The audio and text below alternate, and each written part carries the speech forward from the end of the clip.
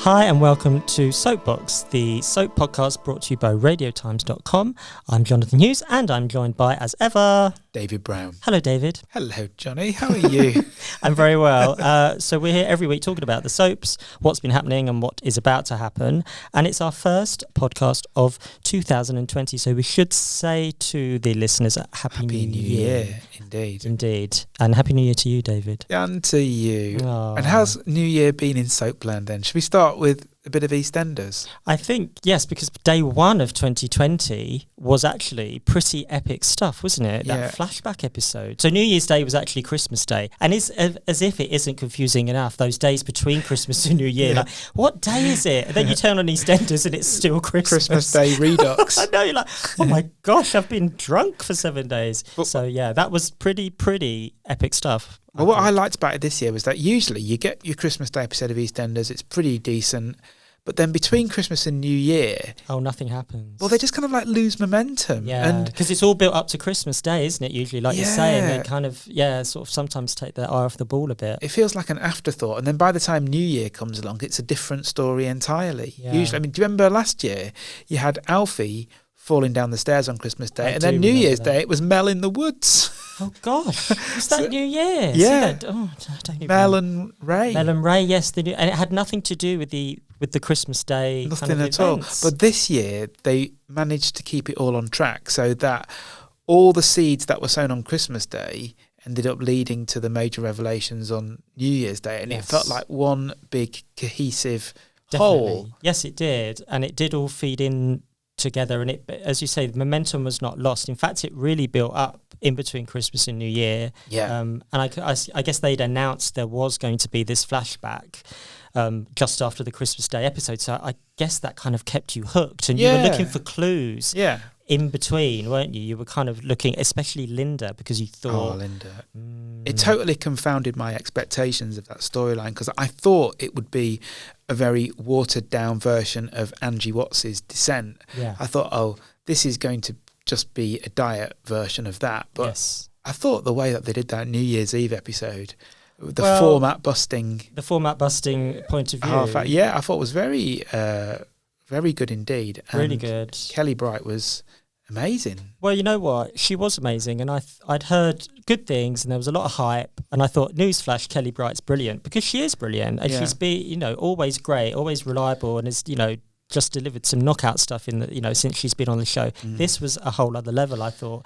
Absolutely incredible. I think some of the best acting I've ever seen in a soap. I would definitely say that. I think it was very well structured as an episode as well, because it was her point of view, and the clever time lapses where she blacked out, and so as a viewer you lost those bits of time as well. And it was I watched it with a group of friends on New Year's Eve, and the first 10 minutes there was a lot of recognition of, oh my gosh, yes, I've put a cone on my head when I've had a few too many. Yeah. Oh yeah, I've had a kebab when I've had, and then it was like, oh my gosh, we're all just a few drinks away from total oblivion. Yeah. And it was very confronting, I thought, in tackling alcoholism. And as you say, Angie Watts, soap's most famous drunk of all time, but this went a lot deeper into alcoholism as a condition and as how it can destroy lives. It was great. It was I also think really it's quite a clever way of testing the Carters' marriage. Yes, because without an affair,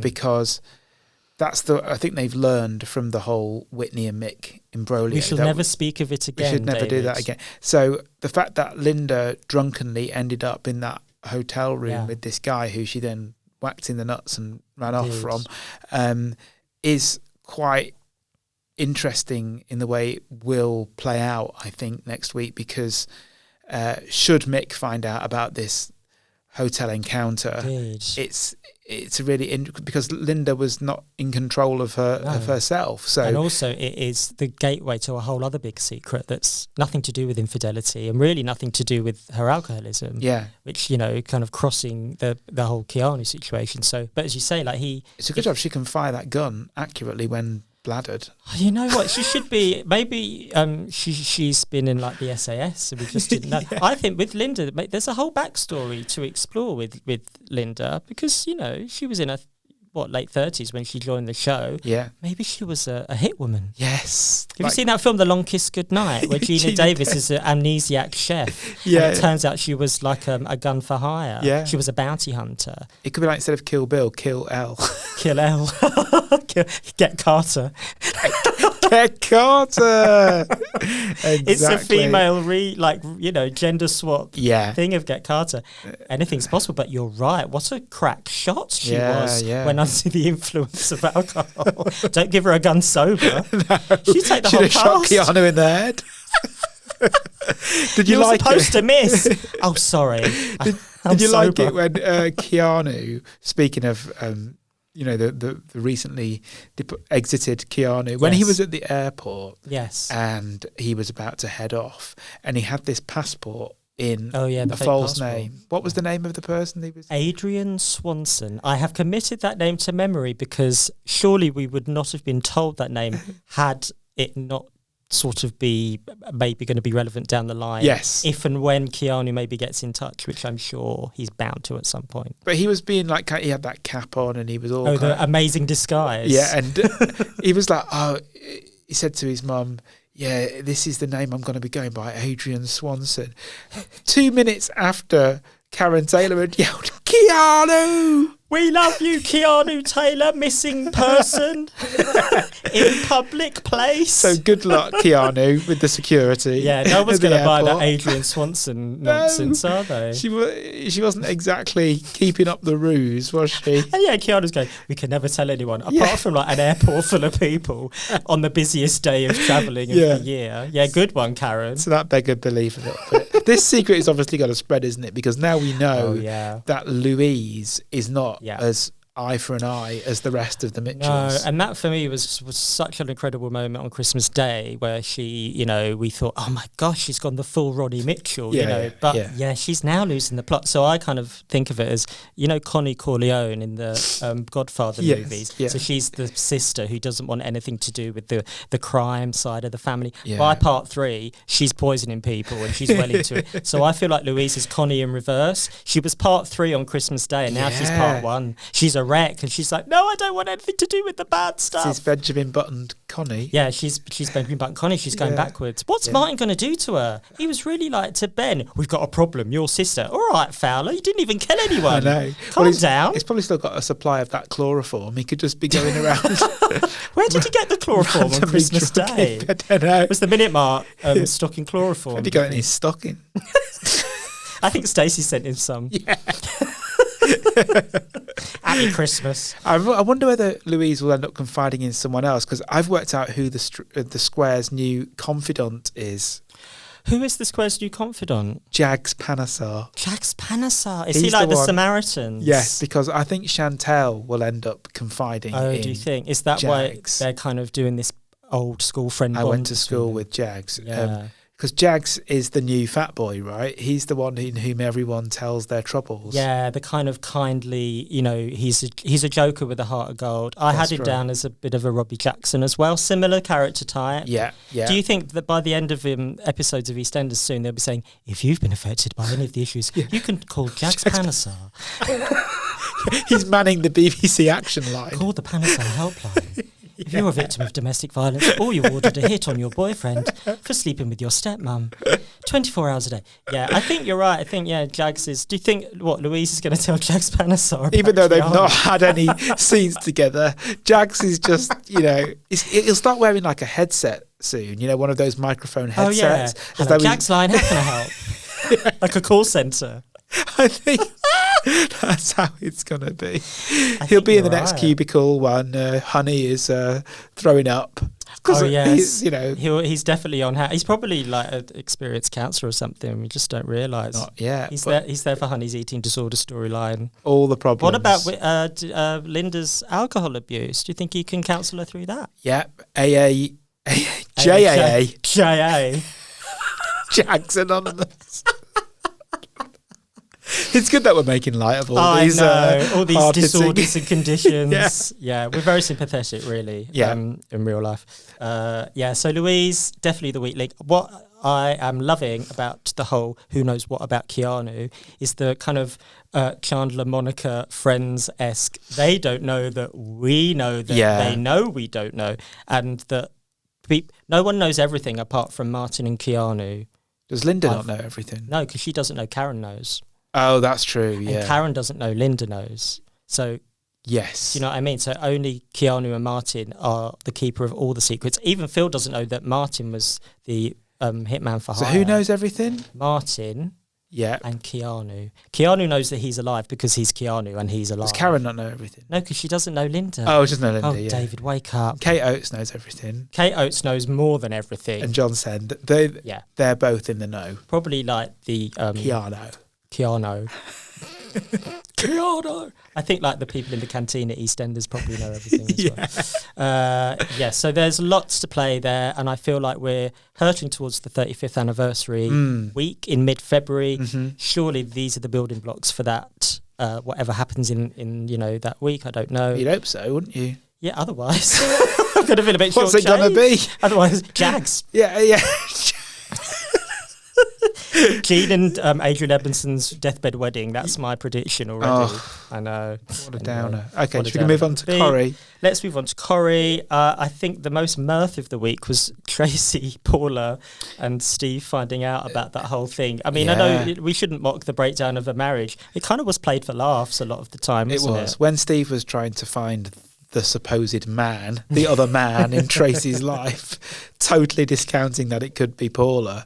That was quite funny, I thought, as well as Leanne's reaction when she discovered the truth. That was brilliant. Leanne wasn't the most enlightened person on the street, was she this week? Some different times. Leanne is kind of the Bernard Manning of Weatherford, because she was kind of making, lesbian stereotype inappropriate gags. That Paula was kind of calling her out on. I feel like Leanne's going to wear a sparkly blazer and start doing like Too Blue for TV. Englishman, Irishman and Scotsman walks into a bar. Walks into the Rovers. Should we have like a spot at the Embassy Club? And then she'll release a video, a 15 certificate video. Too Blue for Corrie. Too Blue for Weatherfield. Yes, Leanne's solo spot. Take my ex-husband round. A strange mix of attitudes in 2020. But, Toya would be booing her off the stage, hadn't she? Oh, yeah, Toya's quite enlightened. Yeah. Well, Leanne is a Battersby. I guess that Les was probably a big Bernard Manning fan. What can you say? I thought there was actually, in the mirth, I think there was a bit of truth in this scene with Steve and Tracy where they did have it out, and Tracy explained that she felt very neglected by Steve. And they're very cartoony as a couple a lot of the time. But I thought there was a lot of truth in what Tracy was saying, that she has been treated very badly by Steve. In terms of, Emma came along, that kind of ridiculous plot twist that Emma was his daughter, and Amy's pregnancy, like storylines that kind of, for me, didn't quite land at the time, and I thought had sort of just been dealt with and forgotten about. But actually, it's quite brave of Corrie to go back to those things and make a virtue of them, and for Tracy to say, this is why I cheated. And also, just when we thought we'd seen it all, Tracy and Steve's cheating on each other. I mean, nothing new there. Well, it turns out there is. I thought it was... But mainly it was the comedy of the reveal that I thought was... it was almost like an outtake when Jane Danson was like behind that door and she just burst out laughing. It was really natural, really playful. I think what turns Steve on, or where he feels the most relaxed in life, is in that streetcars office. So perhaps Tracy should kind of role play and be on the switch. Oh, yeah. And they should bring that streetcars chair into their bedroom. Into the boudoir. Yeah. They should do sexy times. Streetcars. Sexy streetcars. Yeah. And they could do all sorts of like, I'm picking you up in half an hour. Yes. I reckon that would solve their marriage problems. I think there's a lot more to unpick. Well, there should be like a scene where Steve comes into the bedroom and Tracy's kind of lying in bed with the headset on, but then Tim pops up. Someone's nicked my headset. Has anyone seen me wife? Which one? Then Leanne comes in and does like does a Bernard Manning gag. They're in a bed. Like Phoenix Nights. There we go. You can have that one free on us, Corey. Oh, love it. We had Jade as well this week. That was the big Jade reveal to Fizz anyway. In that Fizz found out who Jade really now, was. We're none the wiser as to why Jade has been so brainwashed. I want to meet Jade's mum because I feel like she is the missing link here. And we kind of, like, Fizz addressed it and Fizz said, What's your mum told you? Who is this woman anyway? Yeah. And Jade then just changed the subject. But I was like, hang on, yes, Fizz, I'm with you. I think we need to meet the mum because did Jade ever meet John Stape, or are they keeping that ambiguous? Did Jade ever meet John Stape? I don't know. Because I feel like, I don't know. So she's just got this kind of false picture of her father as being this saintly man who was... Where does that come from? Because she told social services that her mum told her about her dad, and when she started doing the research, she realised, it must have been Fizz's fault. Yeah. I'm not sure. There's bits of the backstory that I feel I need joining up slightly before I properly get invested in this, to be honest. So the mum must be as swivel-eyed as John. Yes. I'd like to meet her. Yeah. Maybe I will. Who would you cast as the mum? Oh, do you know what? Had she not just started as Tim's wife, Sian Reeves? Okay. She's got that, How old would she have to be?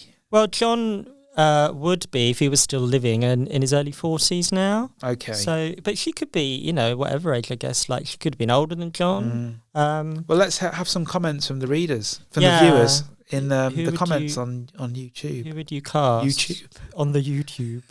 I don't know, Helen Mirren, let's go for it. Oh, my word. Olivia Colman, let's go big. Can you imagine? Julie Walters. So they've been talking about Julie Walters coming into Corrie for years. It'd be a big age gap. It would be, yeah. But, anything's possible. A whole new side to John Stape there. When you thought you knew your serial killers, you didn't. So, talking of mums... Mums we haven't met, Jade's mum, and I'd like to. Mums we did meet, Nate Robinson's mum, Cara. Yeah, she must have thought she was walking into Deliverance. The look on her face.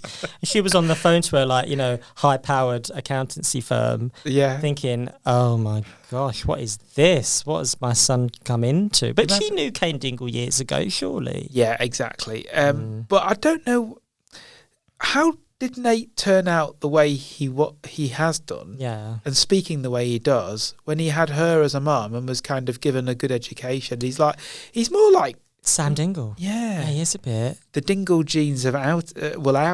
That's what it is. It's nature nurture. Yeah, exactly. There you go. He's he's very much the Dingle mold, isn't he? But then his mum is like Lynn Franks. Like she just kind of swans in. I know.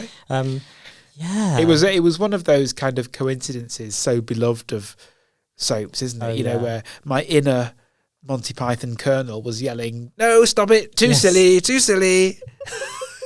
Very much so. Yeah. But it was all quite... After silly old Moira fell in a ditch. Lots of contrivance to be had, but there you go. That's, how else can you... how else to introduce a character that no one expected to meet? Why was you so impressed by Kane's leather jacket? I didn't really get that reference myself. It was like, that's cost a bob or two. Or, Kate's jacket looks minging. Looks absolutely horrible. It's as if he was like wearing the new Yves Saint Laurent. Oh, the spring collections 2021. What was she seeing? I don't know. Shabby chic? I really didn't get that at all. I didn't get it because he had, apart from Kevin Webster, he's got the worst coat in soap. Yeah, it's not like he's like Noel Gallagher, is it? Who can kind of dress up a leather jacket. Not really. It just doesn't look good. No. Yeah, I wasn't sure. Do you think Cara's sticking around? Oh, I think she's got to. She's got to. I think she's going to be 2020's big character. Really? Yeah. She's been talked to. I felt like she was a regular anyway because she got a mention every other episode. What's her job? She's an accountant. She runs her own accountancy firm. Maybe she'll do the books for the Outdoor Pursuits Centre. I think that's got to happen. Because you need some more professionals, don't you, for the Outdoor Pursuits Centre. When you're thinking about the Outdoor Pursuits Centre, are you just kind of mentally kind of killing off characters? I'm thinking, if there's like a kind of aerial walkway, I'm hoping it snaps under Nate's foot. Yeah. Push him off. A climbing wall that falls on all the teenagers. What if Moira has a few too many and gets up that climbing wall? Yeah. Look at me. I'm flying right. That's a Thursday half F1 cliffhanger, isn't it? Exactly. Yeah. Moving on from that. Please. This is all about mothers. It's as if we've planned this, David, because there's a through line here, the last few soaps we've been talking about. Another mother who I want to give a mention to is Breeder McQueen in Hollyoaks. Big week for Breeder. The last ever week for Breeder. Breeder McQueen, mother of Silver and Goldie, and nanny to all the kiddies in the village. Well, she's a absolutely psychotic serial killer, as everyone found out this week, and Breeder McQueen was killed off in a quite gore-tastic Hollyoaks later. Now, this is the first time Later's been on for how many years? 7 years. 7 years. So it used to be an annual treat of late night episodes where characters could swear and maybe show a bum cheek or something, or have a bit more violence. Has a bum cheek been seen on a Hollyoaks? Oh yeah, all sorts. What about side boob? I don't know if they went that far, David. We're not all. Our minds aren't as in the gutter as you. There was just a few swears this time round. Okay. But yeah, they haven't done a late night for years. So they brought it back to kill off Breeder, basically. Yeah.